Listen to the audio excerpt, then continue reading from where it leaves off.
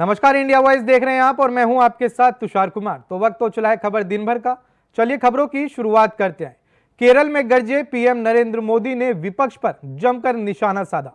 आपको बता दें कि उन्होंने कहा कि कांग्रेस पर विभाजित करने का आरोप भी लगाया। इस दौरान पीएम ने क्या कुछ कहा, सुनिए। मैं आज कांग्रेस को दो टूक कहूंगा। भारत का मुसलमान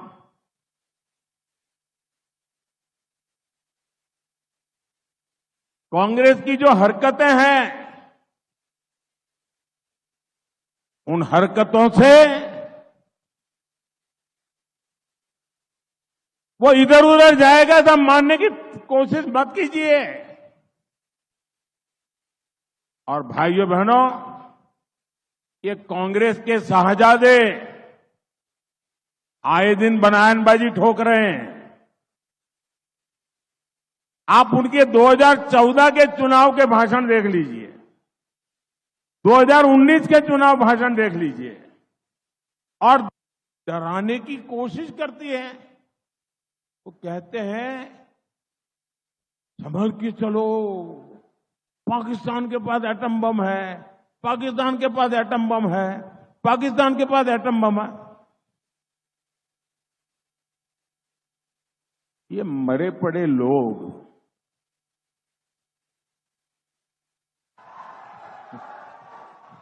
ये देश के मन को भी मार रहे हैं जी।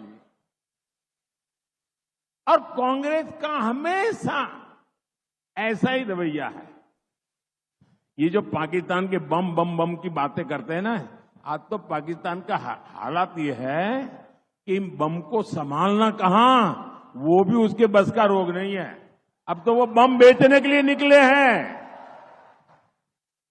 कोई खरीदने वाला मिल जाए।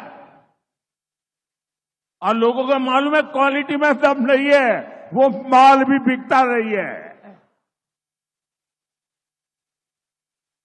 भाइयों बहनों, कांग्रेस के इसी कमजोर रवैये के कारण जम्मू कश्मीर के लोगों ने 60 साल तक आतंक भुगता है। देश ने कितने ही आतंकी हमले झेले हैं, देश भूल नहीं सकता कि आतंकियों को सबक सिखाने के बजाय ये लोग आतंकी संगठनों के साथ बैठकें करते थे। 26/11 के मुंबई के भयंकर आतंकी हमले के बाद इन लोगों की हिम्मत नहीं पड़ी कि आतंक के सरपरस्तों को पर उन पर कार्रवाई करें। और क्यों?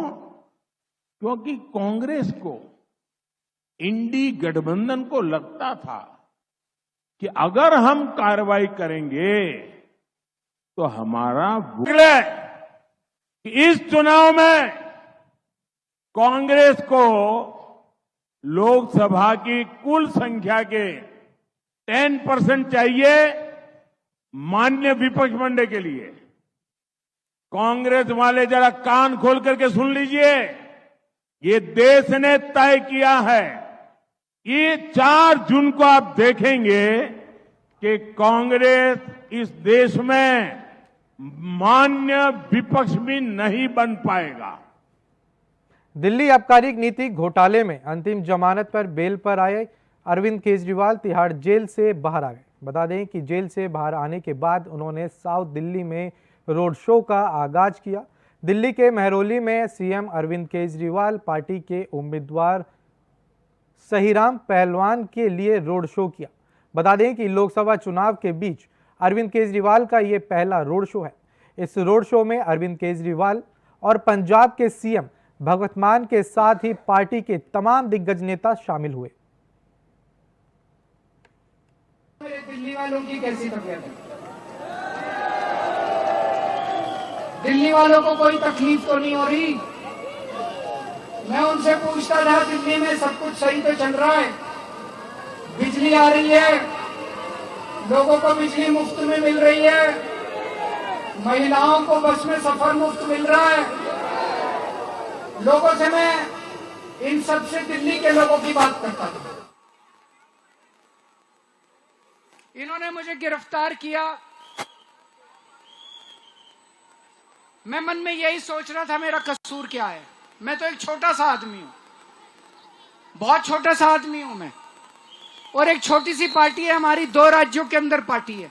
ये लोग तो बहुत बड़े हैं, बहुत ताकतवर लोग हैं ये लोग तो। मेरा कसूर यही है ना कि मैंने दिल्ली वालों के लिए अच्छे स्कूल बना के दिए। मेरा कसूर यही है ना कि मैंने दिल्ली वालों के लिए मोहल्ला क्लिनिक खोल के दिए, दिल्ली वालों का इलाज मुफ्त कर दिया, सरकारी अस्पताल अच्छे बना दिए।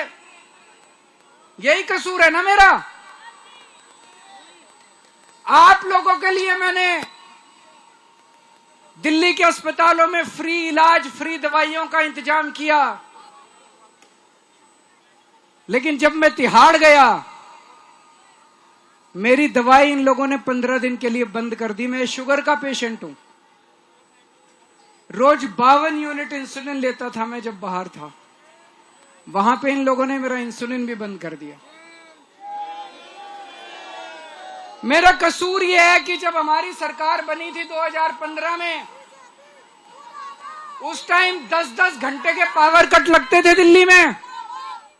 मेरा कसूर यह है कि आज मैंने 24 घंटे बिजली कर दी दिल्ली के अंदर। ये लोग ये सब कुछ बंद करना चाहते हैं। ये सब लोकसभा चुनाव के चौथे चरण के चुनाव प्रचार के आखिरी दिन बेगूसराय और फर्टिलाइजर मैदान में यूपी के मुख्यमंत्री योगी आदित्यनाथ पहुंचे, जहां उन्होंने लालू यादव और कांग्रेस पर जमकर निशाना साधा। बता दें कि जहां उन्होंने कहा कि मैं आज बेगूसराय इसलिए आया हूं कि 500 वर्षों के इतिहास को समाप्त कर अयोध्या में रामलला की स्थापना करने के कारण सर्वविधि खुशी मां जानकी की भूमिका के नाते होने के कारण है। सुनिए। भारतीय जनता पार्टी और एनडीए की सरकार मोदी जी के नेतृत्व में एक नए भारत का दर्शन करा रही है। तो नए भारत का नया बिहार भी बनना चाहिए कि नहीं बनना चाहिए? नए भारत का नया बिहार आप देख रहे होंगे, आपने देखा होगा बहनों और भाइयों, जब कांग्रेस और आरजेडी की सरकार थी तब आतंकी घटनाएं घटित होती थी, और जब आतंकवाद पर कार्रवाई करने की बात होती थी, ये लोग क्या कहते थे? कहते थे आतंकवाद सीमा पार से है। एक ही बहाना होता था, सीमा पार से आतंकवाद। बहनों और भाइयों, आज सीमा पार से आतंकवाद नहीं, आज तो कोई जोर से पटाखा भी फट जाए ना तो पाकिस्तान सबसे पहले सफाई देता कि मेरा हाथ नहीं है। जब मजबूत सरकार होती है तो ऐसे ही दुश्मन अपनी औकात पे रहते हैं। जब मजबूर सरकार होती है तो आतंकवाद सिर चढ़ करके बोलता है। आज मोदी जी के नेतृत्व में एक मजबूत सरकार है। उस सरकार ने सुरक्षा भी दिया है, सम्मान भी दिया है, विकास भी कराया है, गरीब कल्याणकारी योजनाओं का लाभ भी दिलाया है और आपकी आस्था को भी सम्मान दिलाया है। अयोध्या में प्रभु रामलला फिर से विराजमान हो गए हैं। काशी में आप जाएंगे तो काशी में काशी विश्वनाथ धाम का दर्शन आपको फिर नए रूप में देखने को मिलता है। मां गंगा की अविरलता और निर्मलता के लिए भी कार्य हुआ है। तो जदयू और बीजेपी की सरकार बिहार के अंदर बाढ़ की समस्या का स्थायी समाधान के लिए भी निरंतर कार्य कर रही है।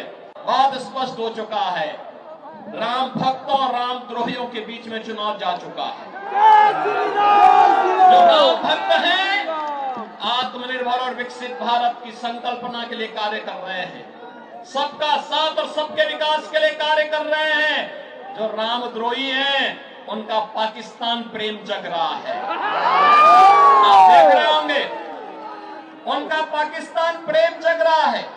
राम भक्तों पर गोली चलाते हैं और बहनों और भाइयों किसी माफिया के मरने पर मातम मनाते हैं। ये लोग राम भक्तों पर गोली चलाने वाले लोग रामद्रोही क्या सत्ता में जाएंगे क्या? क्या इनको जाने का अधिकार होना चाहिए क्या? बहनों और भाइयों, बिहार में लालू जी के नेतृत्व में कांग्रेस और लालू जी के राज में बिहार में अराजकता चरम पर पहुंची थी। नक्सलवाद और आतंकवाद सिर चढ़ करके बोल रहा था, गुंडागिर्दी चरम पर थी। और लालू जी आज भी जब भारत डिजिटल युग में प्रवेश कर चुका है, तब भी लालटेन युग में आपको ले जाना चाहते हैं क्या? लालटेन युग में जाना चाहते हैं क्या? लालटेन युग में जाएगा बिहार क्या? अब तो डिजिटल युग में जाना है और हम उस डिजिटल युग में प्रवेश कर चुके हैं। इसलिए नए भारत का नया बिहार बनाना है और आत्मनिर्भर और विकसित भारत की संकल्पना को साकार करना है। और इसी के लिए आज मैं आपके पास बेगूसराय की इस पावन धरा पर आया हूं। एक कांग्रेस और आरजेडी का गठबंधन भारत के विभाजन की नींव तैयार कर रहा है। बाबा साहब भीमराव अंबेडकर के द्वारा बनाए गए संविधान में ओबीसी, एससी, एसटी के आरक्षण पर सेंध लगाने की तैयारी कर रहा है। और यह छूट इनको कतई मत देना, क्योंकि बाबा साहब भीमराव अंबेडकर ने कहा था कि धार्मिक आधार पर हिंदुस्तान में आरक्षण नहीं हो सकता है और यह आरक्षण हमें धार्मिक आधार पर नहीं होने देना चाहिए। लालू जी के स्वर पर फूटी पड़े हैं कि सभी मुसलमानों को ओबीसी का आरक्षण मिलना चाहिए। अगर ओबीसी का आरक्षण आप उनको दे देंगे तो फिर हमारा ओबीसी कहां जाएगा? कहां जाएगा? और कांग्रेस ने एससी के आरक्षण को राजेंद्र सच्चर कमेटी बना करके पहले ही सेंध लगाने की शुरुआत की थी। बहनों और भाइयों, इनकी साजिश को सफल नहीं होने। फिलहाल समय हो चला एक छोटे से ब्रेक का, फौरन लौट रहे हैं। तो ब्रेक के बाद एक बार फिर से स्वागत है आपका। चलिए खबरों का सिलसिला आगे बढ़ाते हैं।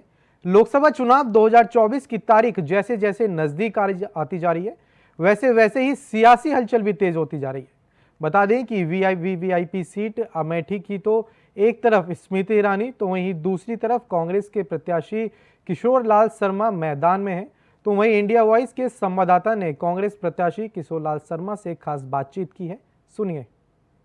लोकसभा चुनाव 2024 की तारीखें जैसे जैसे नज़दीक आ रही हैं, वैसे वैसे जो अमेठी की सियासत है वो अपने चरम पर है। कहीं ना कहीं एक तरफ भारतीय जनता पार्टी तो दूसरी तरफ कांग्रेस पार्टी के प्रत्याशी केएल शर्मा जो हैं वो लगातार कैंपिंग कर रहे हैं, लगातार लोगों के बीच मिल रहे हैं और वोट करने की अपील कर रहे हैं। तो कहीं ना कहीं आज इस वक्त हम भादर में मौजूद हैं और सर से थोड़ा सा बात करने की कोशिश करेंगे और उसके बाद आपसे भी मिलवाते हैं और थोड़ा सा बात करते हैं। सर, कहीं ना कहीं अमेठी में आपको 10 से 12 दिन हो गया लगातार कैंपिंग करते हुए, लोगों से मिलते हुए। अभी तो 12 दिन नहीं हुआ भैया, 3 को आए थे। कहीं ना कहीं आज 11 तारीख हो गया है, 10 दिन होने को जा रहा है। कितना जन समर्थन आपको अमेठी में देखने को मिल रहा है? आप खुद देखिए, आप पत्रकार हैं, ठीक है, जनता का साथ मिल रहा है। जनता का साथ मिल रहा है। तो क्या ऐसा मुद्दा है जिससे अमेठी इस बार कांग्रेस को वोट करे? नहीं, जो इन्होंने काम नहीं किए 10 साल में, ये उसका नतीजा है कि लोग जिसको जवाब देंगे। तो क्या ऐसा लग रहा है कि जो खोया हुआ गढ़ है सर, इस बार जो 2019 में खो गया था, राहुल गांधी 55,120 वोट से हारे थे, 53,000 जी, इस बार क्या वो गढ़ कांग्रेस को आप पर बड़ी जिम्मेदारी दी है कांग्रेस पार्टी ने, तो क्या लौट जाएगा इस बार 2024 के चुनाव में गढ़? ये सवाल अपना पब्लिक से पूछिएगा, ठीक है, पब्लिक आपको बताएगा। अरे नहीं भाई, ज्यादा दम्ब नहीं करना। तो सर, एक तरफ स्मृति ईरानी है, तो किस तरीके से इस 2024 की टक्कर को देख रहे हैं? नहीं, देखो, वो चुनाव लड़ रही है, मैं भी चुनाव लड़ रहा हूँ, फैसला जनता के हाथ में है। तो जो फैसला जनता कर देगी हम कबूल करेंगे उसको। इन्होंने कहा कि जो गढ़ था उस गढ़ को इस बार जनता जो है लौटाएगी और कहीं ना कहीं 2024 में एक बार फिर अमेठी का गढ़ साबित होगा। अब देखना ये होगा कि 5वें चरण में 20 मई को मतदान है, 4 जून को मतगणना है। तो क्या दूसरी बार स्मृति ईरानी अमेठी में कमल खिलाती हैं या केएल शर्मा कांग्रेस का खोया हुआ गढ़ वापस कर पाते हैं? Sanjay Kumar Yadav, India voice, Amethi. बात करेंगे अगली खबर की। जेल से छूटने के बाद दिल्ली के मुख्यमंत्री अरविंद केजरीवाल ने आप दफ्तर में पहली बार कॉन्फ्रेंस की। बता दें कि केजरीवाल के निशाने पर पीएम मोदी और बीजेपी रही। उन्होंने कहा कि ये लोग चाहते थे कि केजरीवाल को झूठे केस में फंसाकर जेल भेज देंगे, इस्तीफा देना पड़ेगा और सरकार गिर जाएगी। ऐसे झांसे में मैं नहीं आने वाला हूं, मैंने इसलिए जेल से ही सरकार चलाई। केजरीवाल ने कहा कि मुझे किसी पद का कोई लालच नहीं है। इसके अलावा केजरीवाल ने बड़े बड़े दावे किए। सुनिए।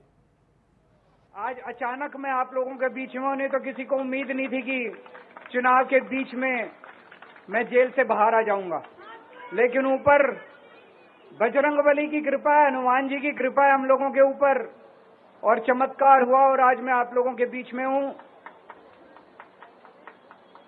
दोस्तों, हमारी आम आदमी पार्टी एक छोटी सी पार्टी है, 2 राज्यों के अंदर है, अभी 10 साल पुरानी पार्टी है।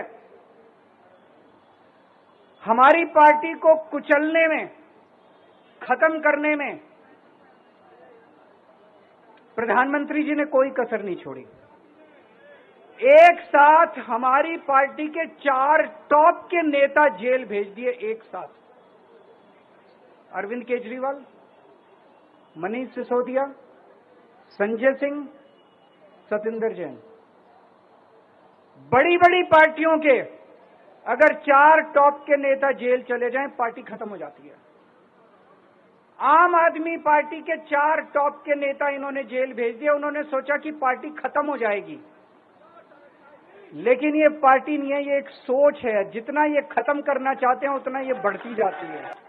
ये क्रश करना चाहते हैं प्रधानमंत्री जी आम आदमी पार्टी को।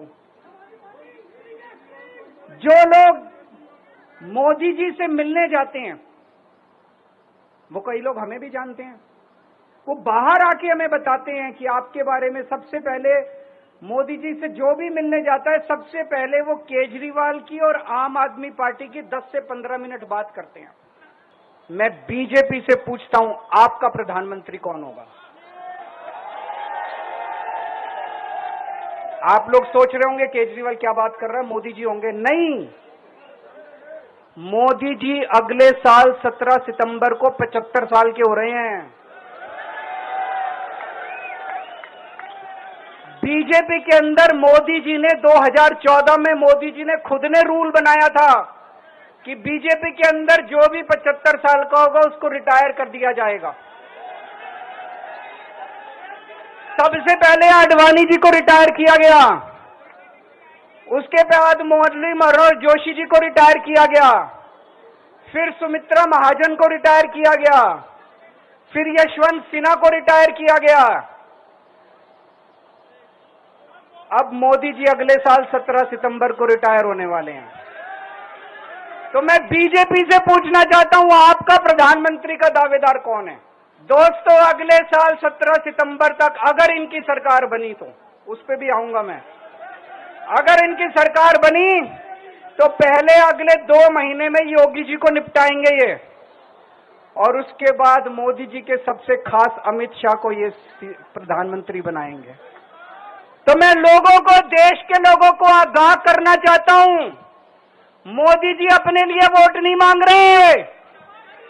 मोदी जी अमित शाह को प्रधानमंत्री बनाने के लिए वोट मांग रहे हैं।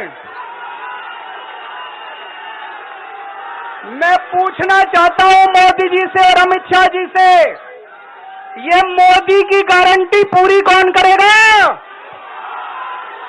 क्या अमित शाह मोदी की गारंटी पूरी करेंगे?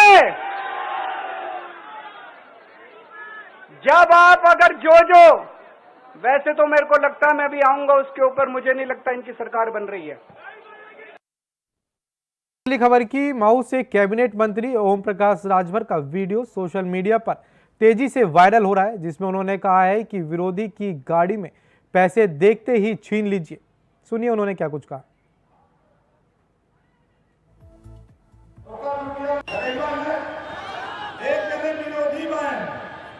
ऊपर पर हम वोट खरीद ले, हम का रुपया दे तो रुपया करके छोड़ना। सही बताओ, अगर पता लग रहा कि गाड़ी में रुपया क्या था, हम होंगे बता दे, हम होंगे लपट के गाड़ी में से रुपया निकालना, अपने थाने पर दरोगा जी के फोन करना। अगर उन्होंने 10 लाख मिला था तो 9 लाख झटक ले है, अरे क्या लाख दिखाया दरोगा? 1 लाख दरोगा जी को बताना कि दिखाई है रुपया लेके गया था, 15 लाख रुपया छाना घोटाला। बाबा साहब डॉक्टर अम्बेडकर जी संविधान में कहीं नहीं लिखा है, संविधान में कहीं नहीं लिखा है कि रुपया बांट करके वोट खरीदने की व्यवस्था नहीं किया है।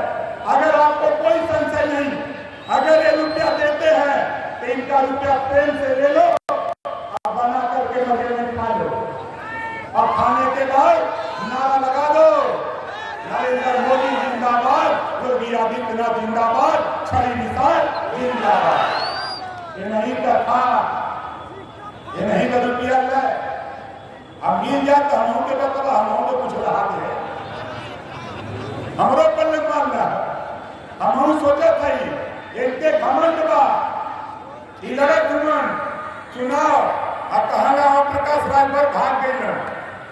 आज पता लग गई उनके लिए हमारा कहा हुई, आज वो नामांकन करना है, चाहिए वो नामांकन करना है। बात करेंगे अगली खबर की। पूर्व कांग्रेस नेता आचार्य प्रमोद कृष्णम का एक बयान सामने आया है, जहां उन्होंने कहा है कि विपक्ष रोज प्रधानमंत्री मोदी को गाली देता है। भारत में स्वस्थ और स्वतंत्र न्यायपालिका है, न्यायपालिका पर भरोसा रखना चाहिए। 4 जून के बाद नरेंद्र मोदी तीसरी बार प्रधानमंत्री पद की शपथ लेंगे। देखिए, भारत के प्रधानमंत्री से ज्यादा कोई भी नेता लोकतांत्रिक नहीं है, और विपक्ष जो है रोज प्रधानमंत्री जी को गाली देता है। अगर प्रधानमंत्री तानाशाह होते तो गाली कैसे देते हैं? इसलिए मुझे लगता है भारत में एक न्यायपालिका है, स्वस्थ और स्वतंत्र न्यायपालिका है। न्यायपालिका पे भरोसा रखना चाहिए और प्रत्येक व्यक्ति के साथ न्याय होगा, ऐसा मुझे यकीन है। अभी लोकसभा का चुनाव चल रहा है, अभी 4 जून के बाद नरेंद्र मोदी जी तीसरी बार भारत के प्रधानमंत्री के पद की शपथ लेंगे। उसके बाद की बाद में बात करेंगे अगली खबर की। केंद्रीय गृह मंत्री अमित शाह ने हैदराबाद में प्रेस कॉन्फ्रेंस कर दावा किया कि 3 चरण में बीजेपी के नेतृत्व में एनडीए ने सभी दल 200 सीटों के आंकड़े करीबन पहुंच गए हैं। साथ ही चौथे चरण में एनडीए को सबसे ज्यादा सफलता मिलेगी। शाह ने कहा कि एनडीए 400 पार से आगे बढ़ेगा। साथ ही चौथे चरण में आंध्र और तेलंगाना में एनडीए कलपट्टी स्वीप करने में सफल होगा। सुनिए। आप सभी को बताना चाहता हूं कि 3 चरण में भारतीय जनता पार्टी के नेतृत्व में एनडीए के सभी साथी दल 200 सीटों के आंकड़े के करीब करीब पहुंच गए हैं, और ये चौथा चरण जो है वो एनडीए के लिए बहुत अच्छा है। हमारे तीनों चरण से सबसे ज्यादा सफलता हमें चौथे चरण से मिलेगी, और निश्चित रूप से हम 400 पार की ओर आगे बढ़ेंगे। चौथे चरण में आंध्र प्रदेश और तेलंगाना का भी मतदान है। मैं आपको विश्वास के साथ कह सकता हूं कि दोनों राज्यों में एनडीए और Bharatiya Janata party complete SVEEP करने जा रही है, और बड़ी मजबूती के साथ हम आगे बढ़ रहे हैं। मैं चौथे चरण की प्रचार की समारोह की संध्या पर यह भी बताना चाहता हूं सभी मीडिया के मित्रों को कि जब 4 जून को परिणाम आएंगे तो दक्षिण भारत में कर्नाटक, आंध्र, तेलंगाना, तमिलनाडु और केरल, उसमें सबसे बड़ा दल भारतीय जनता पार्टी बनकर उभरेगा। बीआरएस और कांग्रेस पार्टी वो वोट बैंक की पॉलिटिक्स और भ्रष्टाचार में आकंठ डूबे हुए, परिवारवाद, करप्शन, बैड गवर्नेंस और एपीसमेंट, ये चारों नासुरों ने तेलंगाना की जनता को बड़ा फिलहाल के लिए खबर दिन भर में इतना ही। देश और दुनिया की तमाम बड़ी खबरों को जानने के लिए बने रहें इंडिया वॉइस के साथ। नमस्कार।